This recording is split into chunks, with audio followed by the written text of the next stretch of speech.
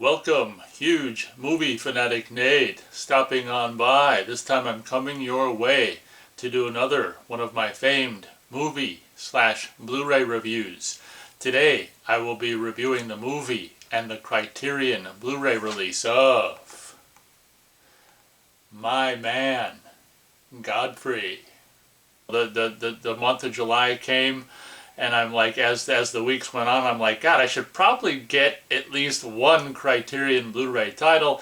This has been a movie that's been a part of my life since, I don't know, I first saw My Man Godfrey probably sometime after 2010, in the intervening years following 2010. I think what started my William Powell fascination is for like $3 at half price books sometime after 2010, I found the Thin Man DVD for $3, and I instantly, I'm a huge fan of the movies from the 30s and the 40s, but I really like the movies in the 30s because the beginning of the sound era, it was just such an interesting time at the early 30s, and well, basically all the whole decade of the 30s, movies and American movies in the 30s, because it started with the early 30s and the beginning of the sound era. And movies, just when you go back and watch a movie from the early 30s, it's just so wonderfully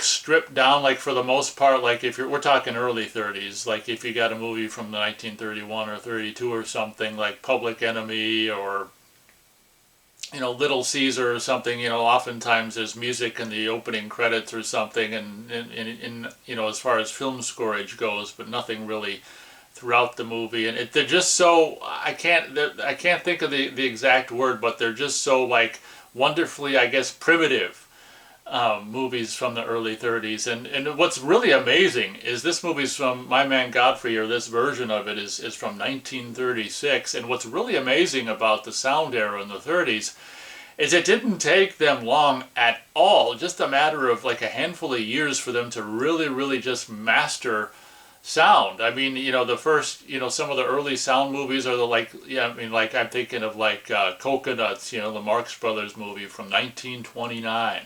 And I think that's the oldest movie that I own that's actually like a full-fledged sound movie from 1929. That's really pretty cool.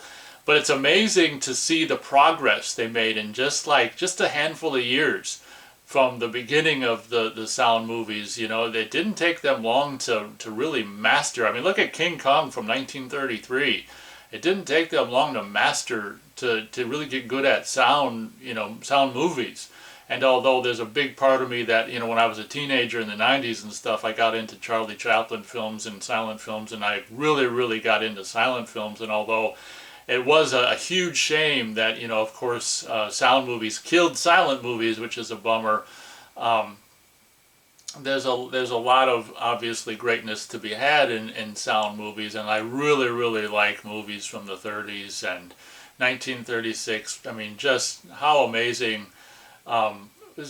Just what a decade. I gotta tell you, the more I think about it and more I talk about it, I've said it before on this channel, that ever since I was like a teenager, like maybe like with Batman '89, although it was kind of old-fashioned and modern mixed, with Dick Tracy in 1990 and Rocketeer in '91, like ever since I was as a teenager, I was introduced to like the 30s. I was just drawn to the 30s, and then I was introduced to the music of the 30s and big band and this and that. There's got to be something to having like past lives and multiple lives, because I'm just drawn inexplicably to the 20s and the 30s and even the 40s to a certain extent, but a really strong draw for me just to the 20s and the 30s, and it just wow. And as I said, my first probably William Powell movie was probably The Thin Man, which I hold in really high regard. I'm not crazy about the sequels or the other Thin Man films. I regard, obviously, the first one as the best and my favorite, but I can't remember. God, it seems to me like maybe I bought some bootleg kind of public domain William Powell DVD collection, and it seems like, I'm trying to think of the first time I would have seen My Man Godfrey. It seems like I got it on some public domain William Powell collection. I'm not 100% sure. you know, how I originally saw My Man Godfrey, but I did end up getting like an official Universal DVD at some point, and over the past years when there's been a Criterion sales and stuff, I always wondered, should I get this? Because I'm a pretty big fan of My Man Godfrey, and I love William Powell and stuff. Should I get this? And I never did. And this year I'm just like, you know what, I gotta get at least one Criterion title in July. So I'm like, let's just get this, because I really like, William Powell, and I like this movie quite a bit, so we'll get this. So 1936, and what's interesting about this is William Powell, of course this stars William Powell and Carole Lombard, and what's interesting about this movie is, I guess, was it 1931 or something, William Powell and Carole Lombard got married, and then 2 years later they got divorced. So by the time they're filming this, they had already been married for 2 years and been divorced, but I guess the word is that they were, I guess, romantically involved, 6 months following their divorce, and friends, maybe for the rest of their lives after. So I guess they were able to be married, divorced, and still have, work together, and, still be friends enough to be able to work together in the movies in this capacity or whatever. But, God dang it, when I think about this movie, it's like I say, same thing, back to just, I love movies from the 30s, and just the opening credits of this movie is just so creatively, wonderfully done, where it's like just this, like the cityscape along the river or something, when these big lights kind of reminds you of the Charlie Chaplin film City Lights that came out in, what, was that the early 30s, I want to say, or I can't, yeah, I think so. I think sound was already the norm by the time City Lights came out, but he was kind of making fun of talkies with his, people talking through they sound like he's using a kazoo for people talking at the beginning of City Lights. But anyway, yeah, the opening credits to My Man Godfrey are just really, really great, with just the bright lights on the city buildings and stuff, and reflected in the river and stuff. But basically the story of this movie, I don't know if it would have been, probably so many movies of this era were based on novels. I can only assume this would have originally been a novel, but the story of this movie is we're introduced to William Powell in the city dump, where a lot of the forgotten men, the homeless, nowadays people would call them the unhoused, I tell you.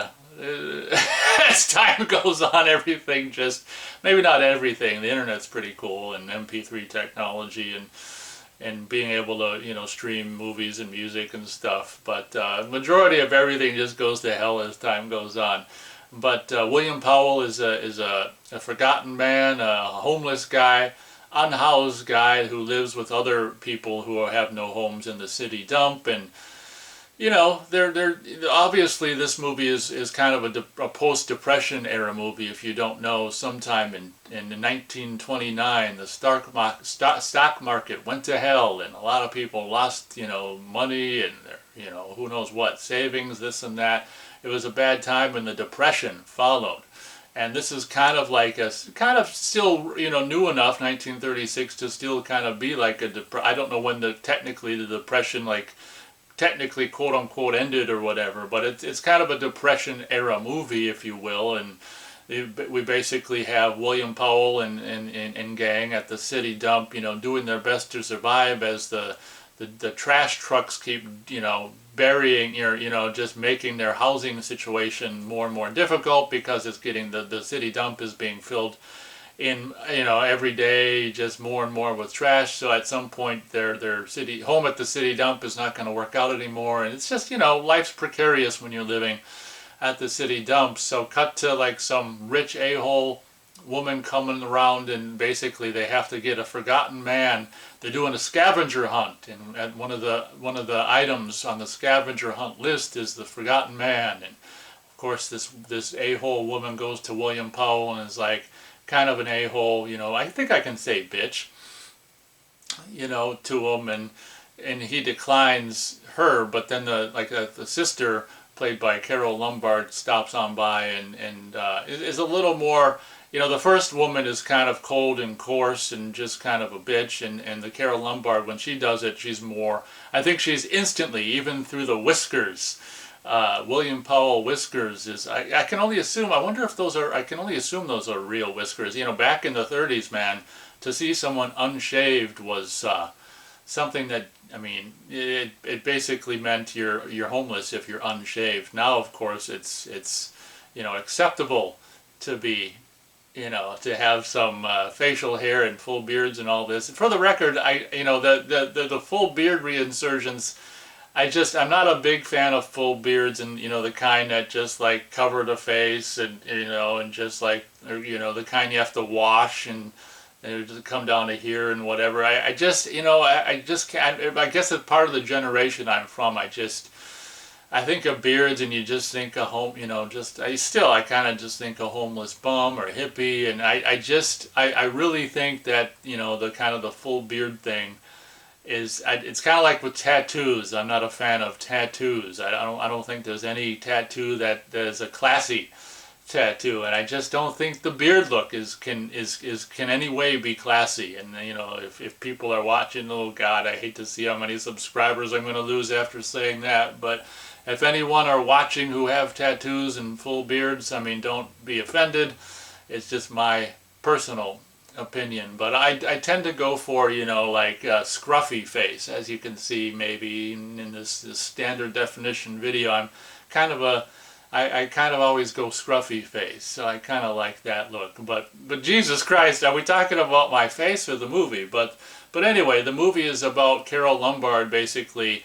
You know, William Powell character reacts much, Godfrey I should say, how can you forget his name when his name is a part of the movie title? Godfrey reacts much better to the Carole Lombard. I must admit, I don't think I can remember the Carole Lombard's character's name. Irene, of course. Irene is played by Carole Lombard, so she's much more agreeable to Godfrey. So Godfrey just in order to spite the other bitch, who was, I think, Cornelia was the sister of Irene, and the bitch. Rich chick. Just to spite Cornelia, Godfrey's going to go with Irene to the scavenger hunt, and I've always liked that scene where he gets up on the thing and kind of says his mind as a forgotten man in this room full of, you know, uppity, you know, high class rich a-holes, you know. And I've always liked that, because it's very much me, you know, speak your mind even though everyone in the room might not understand or be against you or whatever. Still, speak your mind. And I really love that scene where he, you know, as a forgotten man, homeless man, unhoused man with his, you know, several days beard and rat-tattered clothes, kind of, you know, says his, you know, mind to the room full of rich a-holes and stuff. And it's funny how the rich people are actually just, you know, just portrayed so ditzy or whatever. The majority of them, you know, are all ditzy. And, you know, the family, of course, is it the Bullocks? Irene Bullock, I want to say, and the Cornelia Bullock, and the fat, loud, you know, scraggly voiced Bullock, and then the wife Bullock or whatever, and Carlo. Oh, money. But yeah, so basically what ends up happening is Irene, you know, Carole Lombard ends up becoming, you know, kind of instantly smitten with Godfrey, and invites him to become, or she's like, well, thank you very much for, you know, that's another thing I said. They're willing to pay the forgotten men $5 to come into the scavenger hunt and be shown and then, you know, sent on their way. $5 in 1936, God, must have been at least, I don't know what would have been by today's money, $50? I don't know. It could very well have been, you know, by today's money, $50, $75, I'm not exactly sure. But $5 in 1936 wasn't what $5 is now, we'll tell you that. You could probably live pretty well for maybe a week or something on $5 in 1936. Who the hell knows? Inflation. They care so much about us, you know. Inflation is a part of our financial money system. But anyway, that's a whole nother video, a whole nother channel. That would be a long video and a lot of swear words if I were to tackle that topic. But because Irene is so smitten with Godfrey, and she's so grateful for him doing, you know, coming to the scavenger hunt and you know, going like this basically to Cornelia and kind of, you know, whatever.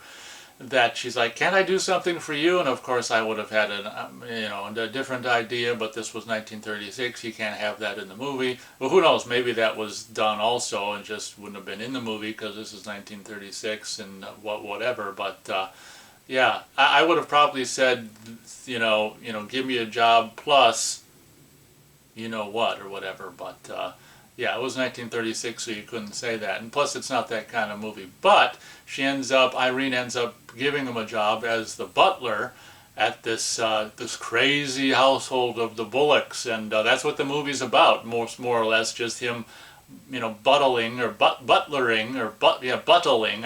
Is it buttling?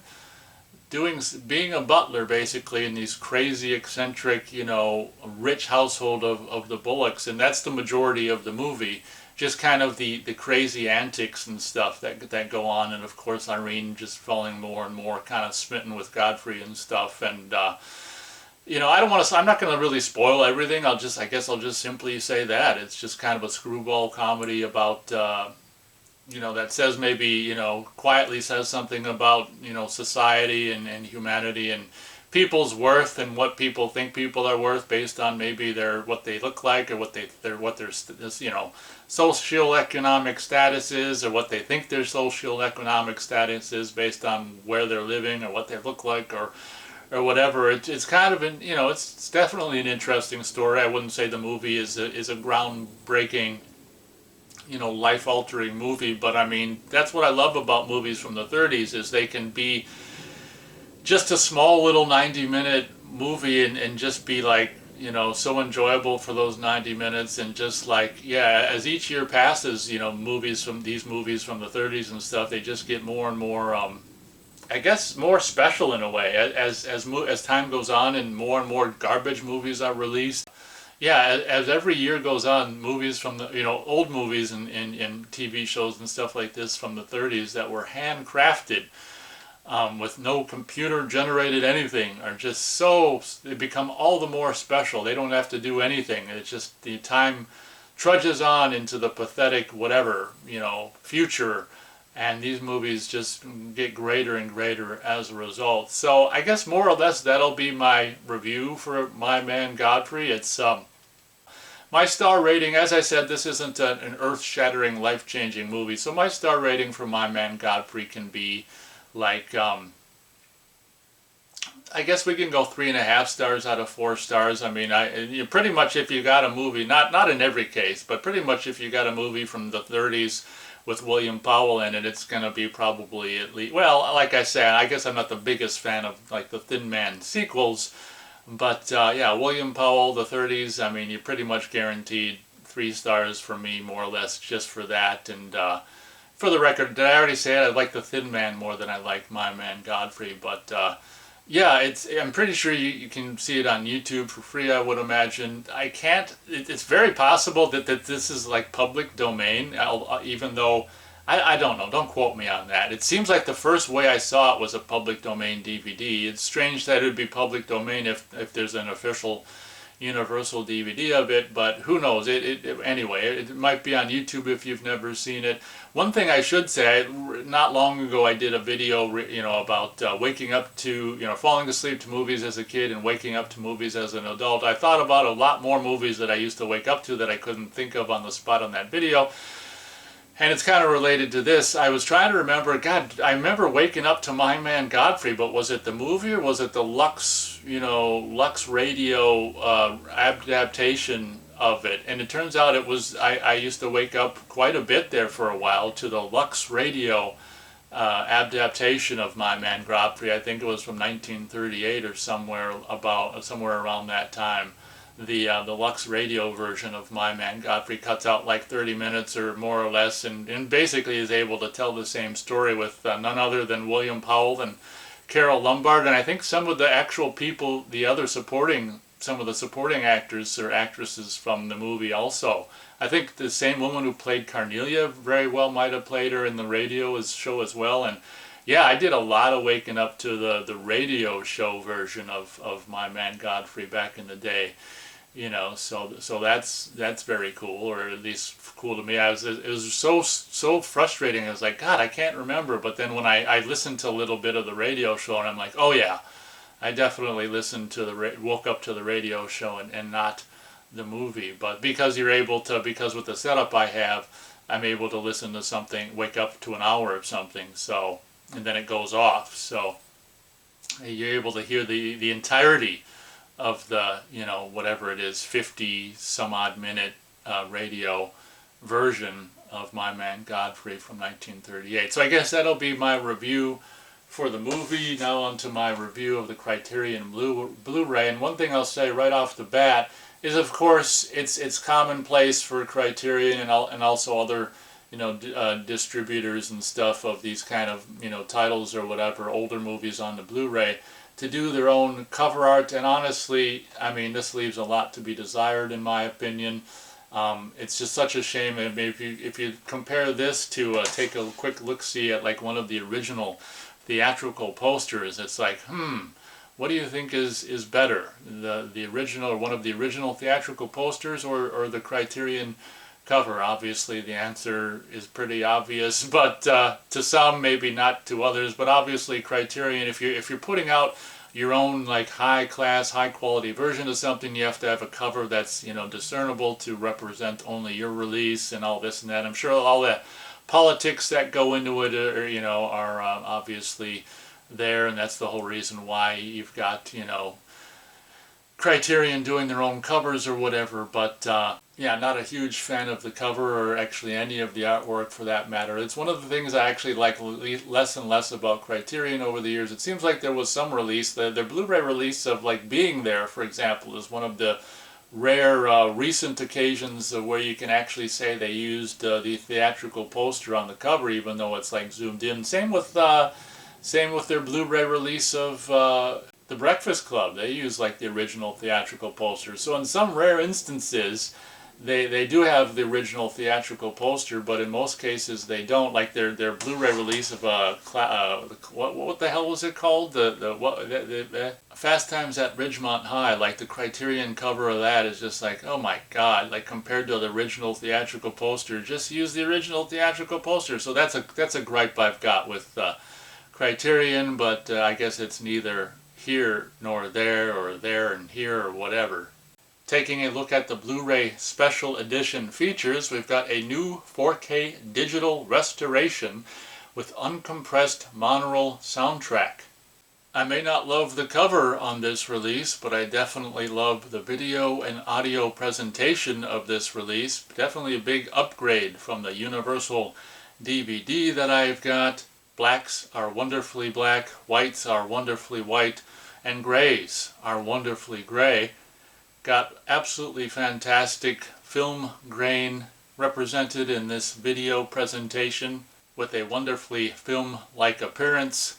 It's just so great to experience these old classics with these new stellar home video presentations. It's just great to know that there's companies out there that give these old movies that so many other people have forgotten about, that gives these older movies that, I would say, deserve really, really careful love and treatment. It's great that there's companies out there that still around to give these older movies the care and treatment they deserve, and to produce these wonderful home video versions. So very grateful for that.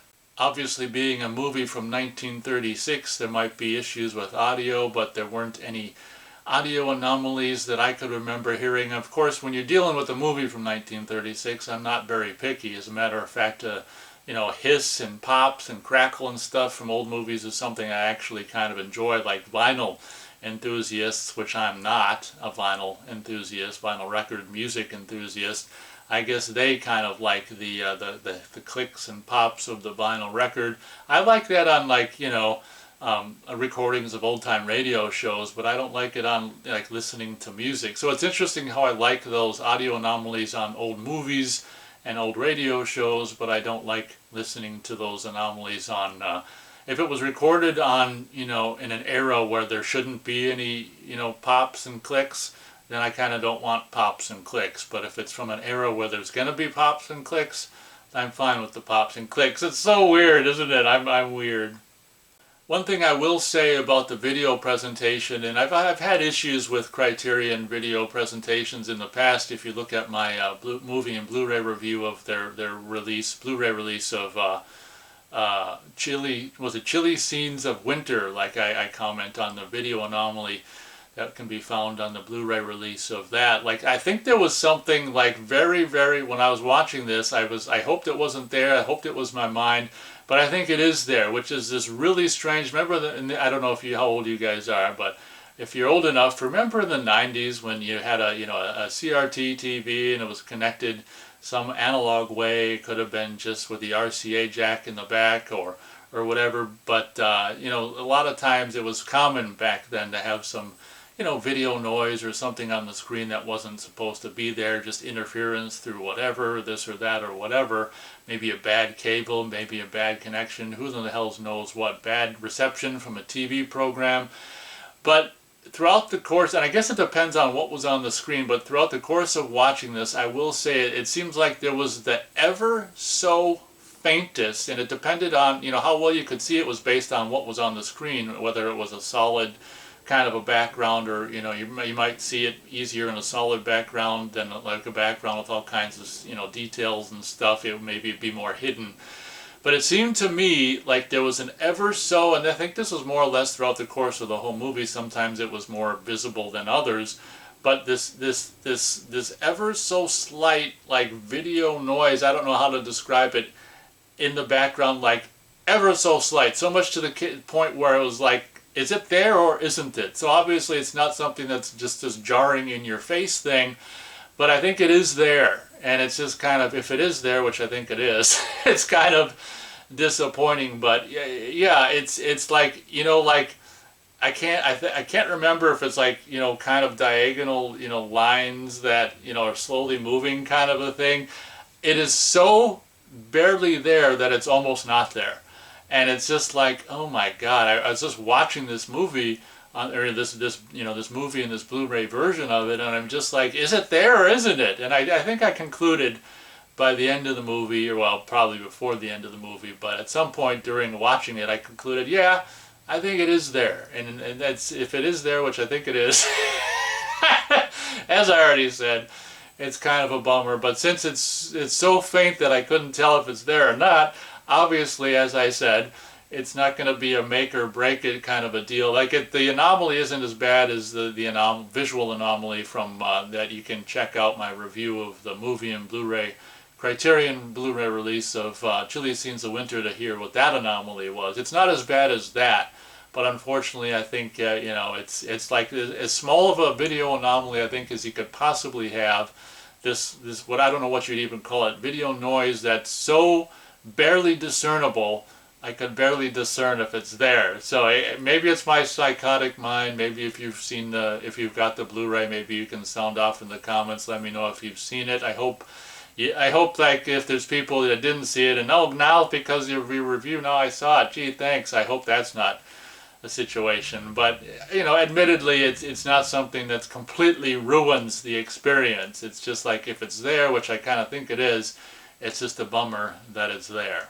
And if you wanted to pause and read the Blu-ray special edition features, please feel free to do so. The outtakes are kind of funny, but the coolest thing, I didn't look at a lot of this stuff because I don't really care about what people who had nothing to do with the production of a movie have to say in most cases. I think the coolest special edition feature here is, of course, the Lux Radio Theater adaptation of the film from 1938 is included here, which is really cool.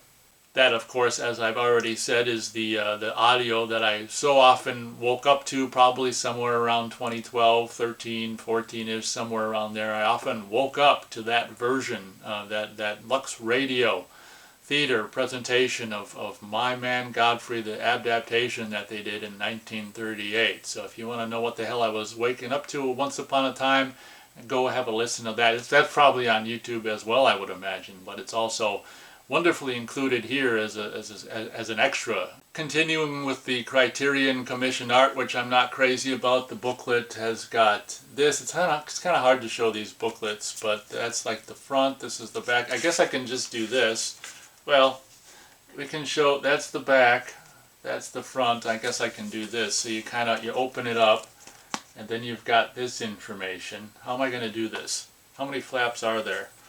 And then another page opens up, and it's that's the Forgotten Man version of Godfrey, unshaved. Then you got that, and then if this opens, then you've got, oh, this is the Butler version of Godfrey, which is kind of cool. The layout's cool. I mean, the artwork, you know, take it or leave it. Here, I'll just go like this. So here's the inside. All this stuff, you know, I've said in many of these Criterion reviews that I don't read this stuff. I mean, come on. Who's got the time or the patience? I'm not a big reader. I like to watch. Then the other side of the booklet goes like this. The thing I like most about Criterion's packaging is this, something I probably would have done as well if I put out a stellar Blu-ray presentation of it. Inside here, you've got the scavenger hunt list, which is really cool, which I'm going to have to look at myself to comment more on it. As you can see, their little reproduction of the scavenger hunt page shows a birdcage. I don't know if all this stuff was actually on the list from the movie or if they made this up or not, but birdcage, spinning wheel, balloons, fishbowl with fish, monkey, street sign, goat, and forgotten man. We can see monkey, goat, and forgotten man are crossed off as as can be seen in the movie. I think those things are visible in that scene.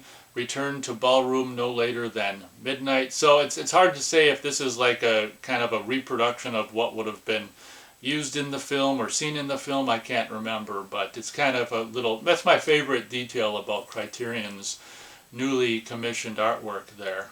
Not necessarily crazy about the disc art. It's just like kind of just whatever, like, you know, you know, is this better than Kino Lorber's artwork? I mean, I don't know. This artwork versus no artwork, it's a toss-up. I can't tell. I mean, I guess it's okay. And behind the disc, if you take the disc out, this is the artwork. I mean, it makes the movie look like a cartoon. It's just so strange when you've got a live-action normal movie and all the artwork's like cartoon drawings. Like, I don't agree with that. That's why this is okay, because it's a reproduction of like something that was in the movie, like the scavenger hunt piece of paper. That's why this is okay. But, you know, like a cartoon drawing of like a, you know, a monkey on a goat. I mean, it's like this movie's not a cartoon, and like the artwork makes it seem like it's a cartoon. And I just figured out what I don't like about the artwork. This is not a cartoon, it's a movie. So why does this artwork look like a cartoon? You know how in the 90s it was Batman, the animated series. It's like My Man Godfrey, the animated series. It's just wonky. I guess that'll about do it for my movie/Blu-ray review. A mostly recommended movie if you like movies from the 30s, if you like William Powell. And William Powell did actually go, you know, when I saw Thin Man and then My Man Godfrey, he became an actor that I kind of liked quite a bit, you know, from the 30s. And he just had that perfect look from the 1930s that kind of, you know, encapsulated you know, like a leading man look of what you kind of imagine from the 1930s. He was like I don't think I'd ever seen William Powell in anything until, you know, sometime after 2010 when I found that $3, you know, Thin Man DVD, you know, and it was just like, God, I went this long without ever seeing like any William Powell movies from the 30s or 40s, and it's just like, that's what I love about there being so many old movies. You can spend your life, and I've said this before, you can, you know, you don't have to watch the new movies. You can spend there's so many old movies, you can spend your whole life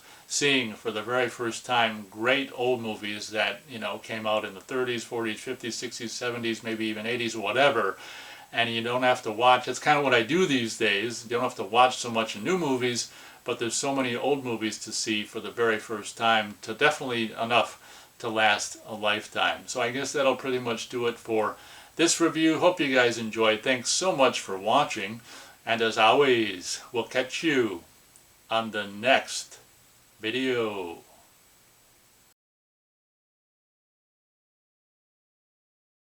But hopefully you're not buying this release for the cover. Hopefully you're buying this. That's so difficult to say, isn't it?